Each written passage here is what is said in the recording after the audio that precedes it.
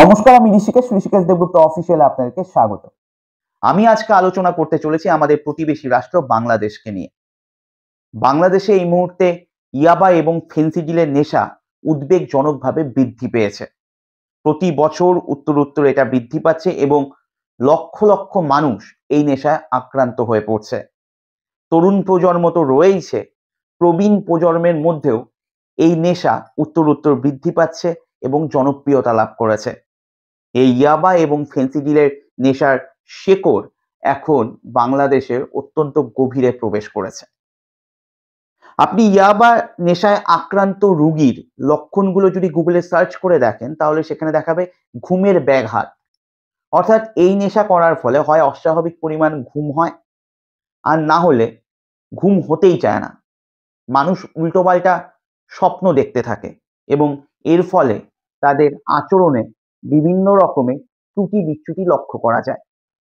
আর আপনি যদি ফেন্সিডিলের নেশায় আক্রান্ত মানুষের লক্ষণগুলো কি কি এই কথা বলে গুগলে সার্চ করেন, তাহলে বিভিন্ন পয়েন্ট আসে। একটা শারীরিক সমস্যার পয়েন্ট আসে, একটা মানসিক সমস্যার পয়েন্ট আসে।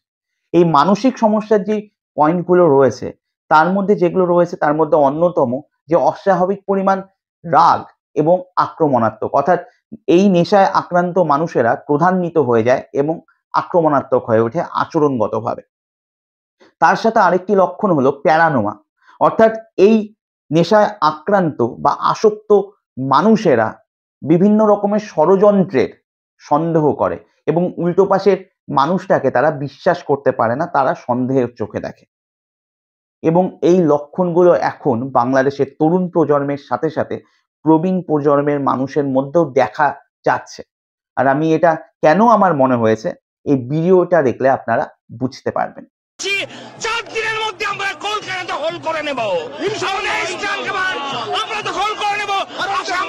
সামরিক বাহিনী, ছাত্র জনতা, আমরা একত্রে আছি। আমরা আমার 5,000 সদস্য, এই 5,000 সদস্যের মধ্যে অর্ধেকই নবীন, 2,500 আমরা যুদ্ধের মাঠে যেতে পারি।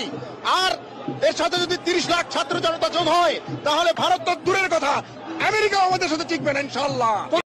ভিডিওটা আপনারা দেখলেন, আর আমারও এই ভিডিওটা দেখে আপনাদের মতো মনে হয়েছে যে এই যে ইয়াবা এবং ফেন্সিডিলের নেশা যেটা বাংলাদেশে এখন উদ্বেগজনকভাবে বৃদ্ধি পাচ্ছে, সেটা এই যে মানুষগুলো যারা কিছুদিন পর দেহত্যাগ করবে তাদের মধ্যেও প্রবলভাবে ছড়িয়ে পড়েছে। নাহলে এই আবোল তাবোল কথাগুলো কেউ বলতে পারে না যে 4 দিনের মধ্যে কলকাতা দখল করে নেব, বা কেউ বলতে পারে না যে আমাদের 5,000 সেনা রয়েছে, তার মধ্যে বেশিরভাগটা বা অর্ধেকই নবীন, তার সাথে 30 লাখ জনগণ যদি যুক্ত হয় তাহলে ভারতবর্ষ তো পরের কথা, আমেরিকাও তাদের সাথে পাত্তা পাবে না। এবং তার সাথে বলছে ইনশাআল্লাহ, মানে ভগবানকে সাক্ষী রেখে। ভগবানও এই কথা শুনলে বিব্রত হবে যে আমার নামে এসব কি সব অপপ্রচার করে আছে, আমাকে শিখণ্ডী করে। তারাও বড় বিব্রত বোধ করবে বা তারাও অস্বস্তিতে পড়বে এই মানুষগুলোর আচরণ দেখে। দেখুন, তাদের কথার মধ্যেই তাদের দৌড়, তাদের সীমাবদ্ধতা, তাদের কল্পনা শক্তির পরিচয় তারা দিয়ে দিয়েছে। তারা ভারতবর্ষ বলতে কলকাতা বা পশ্চিমবঙ্গকে বোঝে। অবশ্য এটাই স্বাভাবিক। যদি আয়তনগতভাবে দেখা যায় বা আকৃতিগতভাবে বা তাদের জনসংখ্যাগতভাবে, তাহলে পশ্চিমবঙ্গই একটা বাংলাদেশ প্রায়। তাদের জনগণের সংখ্যা যদি 19 কোটি হয়, তাহলে পশ্চিমবঙ্গে 2011-তে 9 কোটি সামথিং ছিল। তো আপনি এই মুহূর্তে 11 থেকে 12 কোটি ধরে নিন। তার মানে বাংলাদেশের কে কেন্দ্র করে যে পশ্চিমবঙ্গ বা আশেপাশে ভারতবর্ষের অন্যান্য রাজ্যের সীমানাগুলো রয়েছে, সেখানে ত্রিপুরা, আসাম আর পশ্চিমবঙ্গকে ধরে একটা বাংলাদেশের জনসংখ্যা হয়ে যায় প্রায়। তাই তাদের কল্পনা শক্তি অতটুকুই হবে, এটা স্বাভাবিক। কিন্তু বলিহারি বলি আমাদের ভারতবর্ষের মিডিয়া, আপনারা আবার এগুলো টিভিতে দেখিয়ে আলোচনা করেন। কিছু ক্ষেত্রে আলোচনাগুলো এমন হয়ে যায় যে এখানকার মানুষও প্ররোচনা পেয়ে যায়। হোক না এটা নিয়ে আলোচনা, হোক না সমালোচনা, কিন্তু আপনারা কেন? আপনারা প্রত্যেকে প্রথিতযশা এক একজন সাংবাদিক এবং সংবাদ মাধ্যম, সারা দেশ জুড়ে আপনাদের সুনাম রয়েছে। এটা নিয়ে আলোচনা হোক কমেডি নাইট উইথ কপিলে, এটা ঠিক আছে। তাই বলে এরকম বড় বড় মানে মিডিয়া হাউসের পর্দায় এগুলো নিয়ে আলোচনা হবে? কার কি রয়েছে, বাংলাদেশের অস্ত্রাগারে কতগুলো অস্ত্র রয়েছে, ভারতবর্ষের হাতে কতগুলো অস্ত্র রয়েছে, আর এটা তো ভগবানের সাথে সাধারণ মানুষেরও তুলনা যতটুকু হয় সেটাও হবে না। আর যদি তুলনা করতেই হয় অস্ত্র নিয়ে, তাহলে একটু লেটেস্ট অস্ত্র নিয়ে আলোচনা করা যায়। এর পরের বছর সম্ভবত ফেব্রুয়ারিতে বা মার্চের ফার্স্ট উইকের মধ্যে রুশ প্রেসিডেন্ট ভ্লাদিমির পুতিন ভারতবর্ষে আসবে। গোটা পশ্চিম বিশ্ব, আমেরিকা হাঁ করে তাকিয়ে রয়েছে, চোখ বড় বড় করে তাকিয়ে রয়েছে যে আবার নতুন কি প্রতিরক্ষা ব্যবস্থায় চুক্তি সম্পন্ন হয় তাই বলে। তাহলে ওরসেনিক নিয়ে আলোচনা হোক। হাইপারসনিক একটি অস্ত্র, আন্তর্মহাদেশীয় একটি ব্যালিস্টিক মিসাইল, এটা নিয়ে আলোচনা হোক।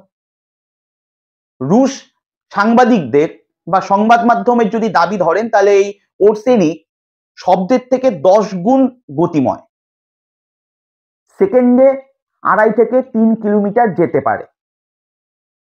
আর যদি আপনি ইউক্রেনের গুপ্তচর বাহিনী মানে সেনাবাহিনীর যে গুপ্তচর সংস্থা রয়েছে তাদের কথা শোনেন, তাহলে বলবে যে 15 মিনিটে তারা 1000 মাইল বা তার থেকে বেশি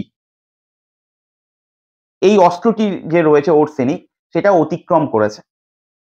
তার মানে কারো বাড়ি যদি চ্যাংড়াবান্ধাতে হয়, চ্যাংড়াবান্ধার থেকে আপনি যদি ডিস্টেন্স দেখেন বা দূরত্ব দেখেন ঢাকার, তাহলে 396.7 কিমি, আপনি 400 কিলোমিটার ধরে নিন। ওরসেনিক বা এই যে ব্যালিস্টিক মিসাইলটা রয়েছে এটা একসাথে 6 জায়গায় সমান দক্ষতার সাথে এবং সুনিপুণভাবে আক্রমণ শানাতে পারে। তাহলে 400 কিলোমিটার, 1000 মাইল যেতে যদি 15 মিনিট সময় লাগে, তাহলে 400 কিলোমিটার যেতে কতক্ষণ সময় লাগবে আপনারা অঙ্ক কষে কমেন্টে জানিয়ে দেবেন। তাহলে এটা নিয়ে আলোচনা হোক। আর এটা এতটাই গতি সম্পন্ন, এটা এয়ার ডিফেন্স সিস্টেমকেও ভেঙে দিচ্ছে। এয়ার ডিফেন্স সিস্টেম এটাকে ঠাউর করতে পারছে না যে মাঝ আকাশেই ধ্বংস করে দেবে।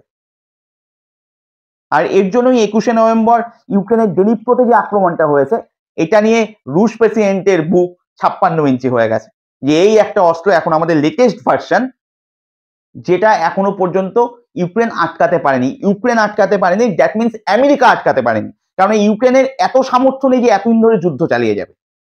তার মানে কোথাও গিয়ে আমেরিকাকে টেক্কা দিয়েছে। আর এখনো পর্যন্ত যদি ইতিহাস লক্ষ্য করা যায়, তাহলে রাশিয়া তাদের লেটেস্ট ভার্সনের যে অস্ত্র রয়েছে সেই সম্ভার বলুন, তাদের প্রযুক্তি বলুন, ভারতের সঙ্গে সেটা শেয়ার করতে কখনো কার্পণ্য বোধ করেনি। তাই আমেরিকা টেনশনে রয়েছে যে এই লেটেস্ট ভার্সন যে অস্ত্রটি রয়েছে এটারও চুক্তি স্বাক্ষরিত হয় কিনা মোদি এবং পুতিনের মধ্যে। তাহলে এটা নিয়ে আলোচনা হোক। তাদের এয়ার ডিফেন্স সিস্টেম বনাম আমাদের এয়ার ডিফেন্স সিস্টেম, আমি ওই আলোচনায় যেতে চাই না যে ওই 5000-এর মধ্যে 2500 নবীন জওয়ান, তার সাথে 30 লাখ। কারণ ওই হিসাব করলে যদি প্রত্যেকটা বাংলাদেশের সীমান্তর পাশ দিয়ে এই 3 রাজ্যের মানুষ ঘিরে ধরে দাঁড়িয়ে পড়ে, তাতেও ভেসে যাবে তারা, বাকিটা নাই বললাম। তাই এই কথাগুলোর কোনো মানে হয় না।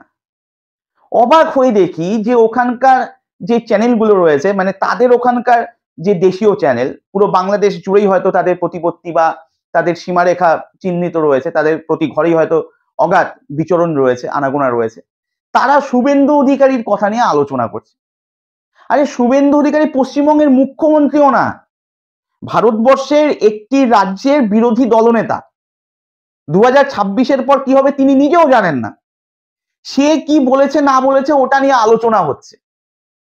আরে শুভেন্দু অধিকারী তো ভারত সরকার না, ওটা ভারত সরকারের কথা না। একটা দেশ যখন দেশের সঙ্গে আলোচনা করবে, দেশের সম্পর্কে আলোচনা করবে, সেটা নিয়ে কথা হবে।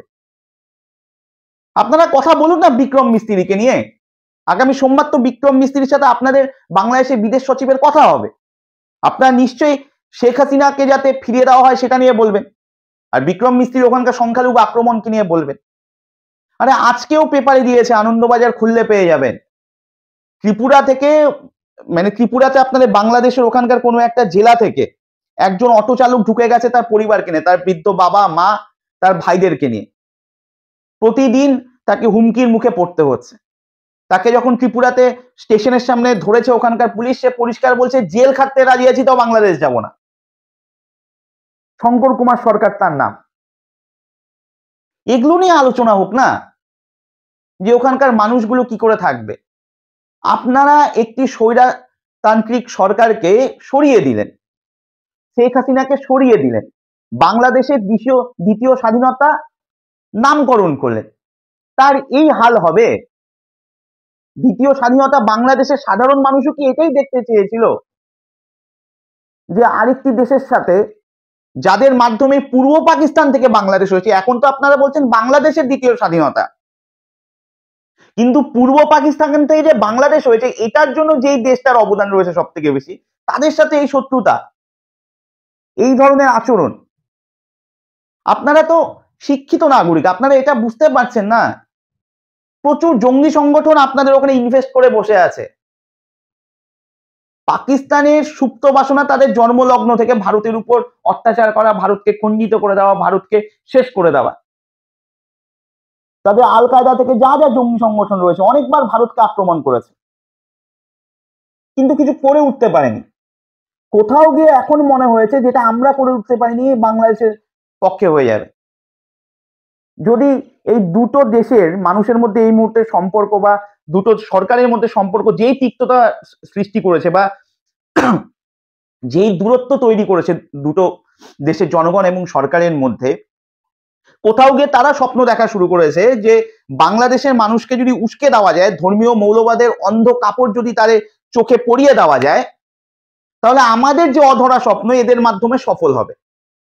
দু দেশের মধ্যে ঝগড়া হবে, দু দেশের মধ্যে আক্রমণ হবে, পাকিস্তান আপনাদেরকে সাপোর্ট করে দেবে, চীন হয়তো এই মুহূর্তে আপনাদেরকে সাপোর্ট করে দেবে, আমেরিকা বড় দাদার মতো দুপাশে হাত নাড়াবে, যেটা আমাদের লোকসভাতে হয়ে থাকে, কেউ কারো কথা শোনে না কিন্তু স্পিকার দুপাশে হাত নাড়াতে থাকে, ওরকম করবে। রাশিয়া দোনামনায় থাকবে কি করব, কারণ রাশিয়া আমাদের ভারতবর্ষের অবশ্যই বন্ধু, কিন্তু চীন এই মুহূর্তে রাশিয়ার প্রায় 65% জায়গাতে ইনভেস্ট করে রেখে দিয়েছে, বিশেষ করে প্রযুক্তি এবং তার সাথে পরিকাঠামো, যেটা একটি দেশকে তৈরি করা সব থেকে গুরুত্বপূর্ণ দুটি স্তম্ভ, এই সব জায়গায় প্রায় 65% জায়গায়। সুতরাং রাশিয়াও ধরি মাছ নাছুই পানি এরকম হয়ে থাকবে। একটা যুদ্ধ লাগবে, ভারতবর্ষের ক্ষতি হবে, অবশ্যই ক্ষতি হবে, কিন্তু বাংলাদেশ কি বিশ্বের মানচিত্রে থাকবে? প্রশ্ন আপনাদের কাছে। তাই নিজেদেরকে সংযত হতে হবে, প্রতিটি রাষ্ট্রের মানুষকে সংযত হতে হবে। আমি কালও বলেছি যে সংখ্যালঘু মানুষদের উপর যে আক্রমণ হচ্ছে সেটা যদি আপনারা মানে বাংলাদেশের ইতিহাস দেখেন, আপনাদের মুক্তিযুদ্ধ বা স্বাধীনতার সময়কার ইতিহাস, তখনও আমেরিকা দ্বিচারিতা করেছে বাংলাদেশের সাথে, চীন দ্বিচারিতা করেছে, কিন্তু মানে সরকার, কিন্তু এই দু দেশের জনগণ বাংলাদেশের মানুষের সাথে ছিল। তাই সরকার যাই হোক, সাধারণ মানুষ সাধারণ মানুষের পাশে থাকবে, আর সাধারণ মানুষ সাধারণ মানুষের পাশে থাকলে এদের ভোটেই একটা সরকার রচিত হয়, তারাও বাধ্য পাশে থাকতে। সেখান থেকে ভাবুন। আপনারা আপনাদের মতামত অবশ্যই জানাবেন। নমস্কার, ভালো থাকবেন।